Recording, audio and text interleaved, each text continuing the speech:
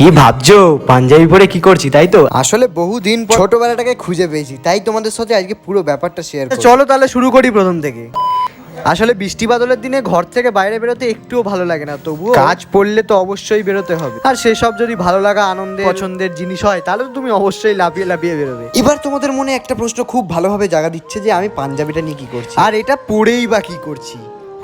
আসলে ছোটবেলা থেকে একটা আলাদাই ভালোবাসা কাজ করতো। আসলে ছোটবেলায় যখন আমি প্রথম নাটক দেখি, তখনই আমার নাটক জিনিসটাকে খুব ভালো লেগেছিল। আর এইটা মাথায় এসেছিল যে আমি কবে সেই জায়গায় স্টেজে দাঁড়িয়ে আমিও নাটক করব। তাই সেই জন্য আমিও নাটকের ক্লাসে ঢুকি এবং নাটক শিখি, এবং সেই থেকে বিভিন্ন জায়গায় আমিও অনুষ্ঠান করেছি। এবার ওদের নাচে একটা ছেলের দরকার ছিল, আর সেটা হচ্ছে একটু অভিনয় ছিল, যেহেতু আমি ওখানে পড়েছি। অফারটা আসার সঙ্গে সঙ্গেই আমি হ্যাঁ করে দিই। তো যাই হোক, ছোটবেলাটাকে আবার ফিরিয়ে পেয়ে আমি তো না করতে পারিনি, আমি বলেছিলাম হ্যাঁ করবো, তাই আমি করেওছি।